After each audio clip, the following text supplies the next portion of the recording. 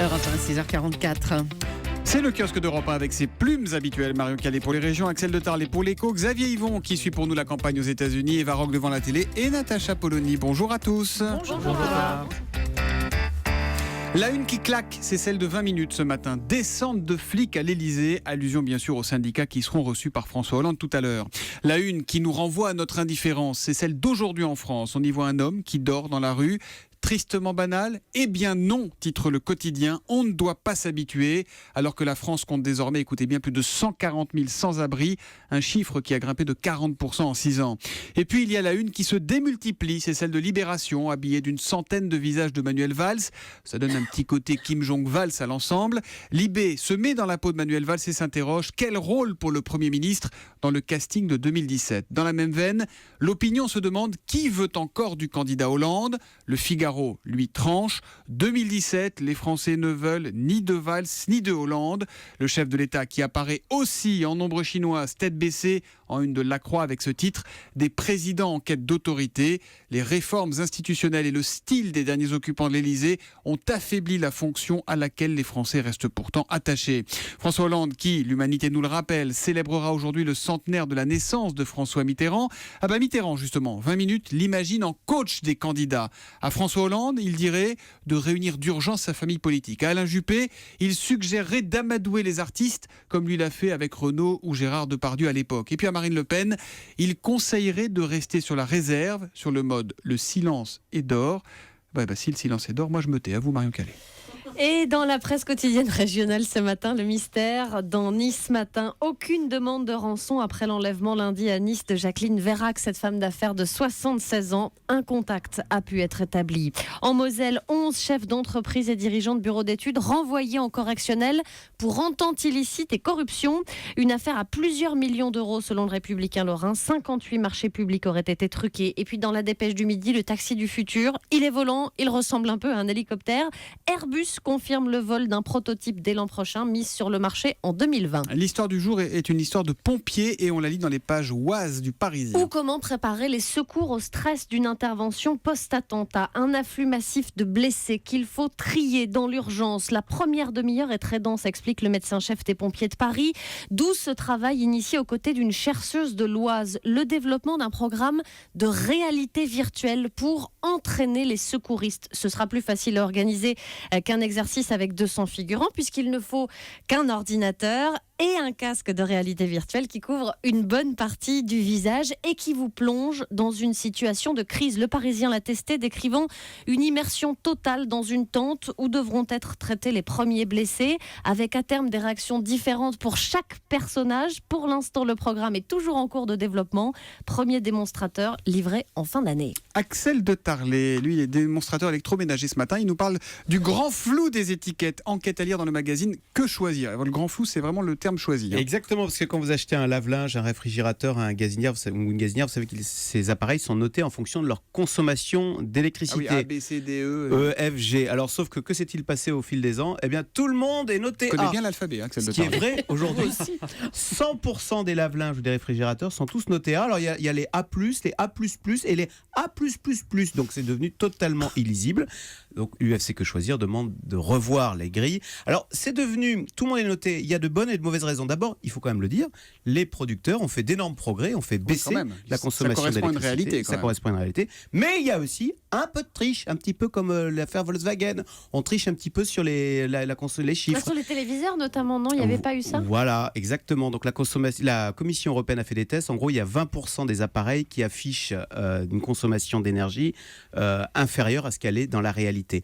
Or, vous savez que savoir précisément quelle est la consommation d'énergie de vos appareils est très important. Si vous achetez un lave-linge 300 €, vous savez pour combien il va consommer d'électricité en 10 ans ? Non. Pour 700 €.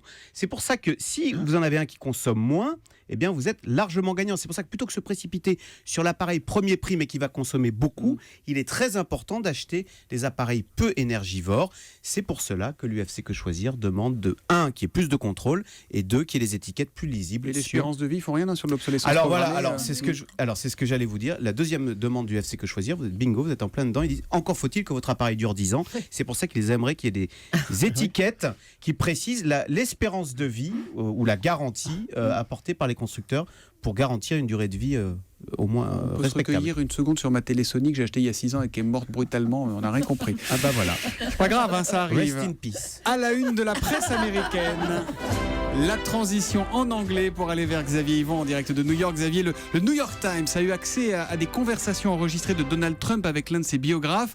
Il se confie longuement, Trump, et le journal en a tiré un portrait psychologique du milliardaire. Oui, est-ce que vous voulez rentrer dans la tête de Donald Trump ? Bah, il faut déjà Non, trouver le passage à travers les cheveux. Hein, mais... Le New York Times l'a fait pour nous en écoutant ces 5 heures de bande qui ont été enregistrées un peu avant la candidature de Trump.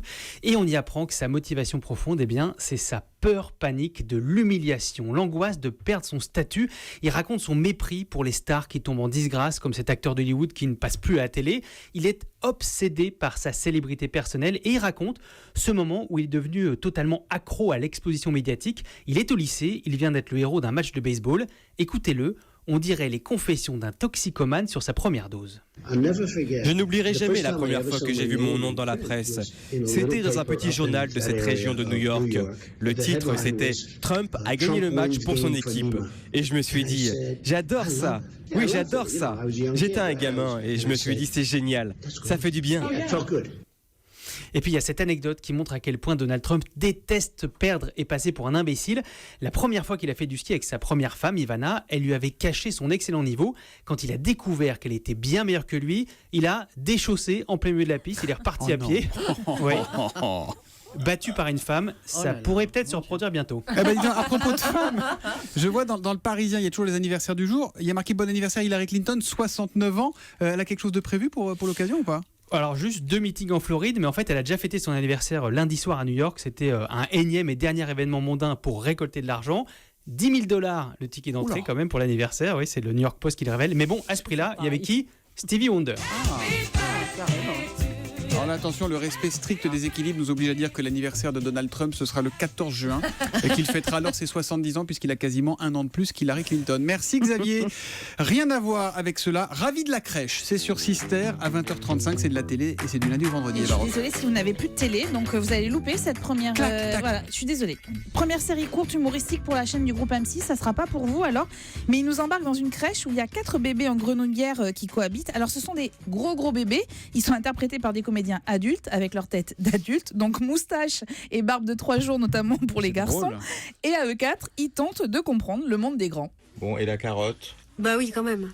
Petit pois, haricots, pommes de terre, tout ça. Ouais, tout ça, je connais. Panais? Topinambour? Quinoa? Non, alors là, je connais pas du tout. Oh merde, c'est ce que je craignais. Je crois que mes parents sont des bobos. Alors voilà, c'est des petites séries de sketchs comme ça. Alors chaque bébé a déjà son caractère. Il y en a un qui est râleur, l'autre philosophe, l'une est caractérielle et l'autre naïve. Les adultes, ils les trouvent un peu débiles. Au risque de me répéter, en fait, la difficulté avec ce genre de programme court, c'est vraiment de maintenir la qualité d'écriture sur tous les sketchs. Alors c'est tellement difficile qu'on rit pas à chaque fois, là pour le coup, mais c'est très bien interprété. L'idée de départ est quand même géniale. Et puis derrière l'humour, en fait, on découvre une série qui analyse avec justesse à la fois le monde de la petite enfance et puis les rapports entre parents et enfants, et c'est tous les soirs. Ça a l'air très drôle tous les soirs du lundi au vendredi à 20h35 sur Sister. Ça s'appelle Ravi de la crèche. Alors j'ai été trompé par sa coloration qui est tellement parfaite. Il fait plus jeune que son âge. Donald Trump, il aura 71 ans et non pas 70 ans le 14 juin prochain. Merci les amis du kiosque, à demain. À demain.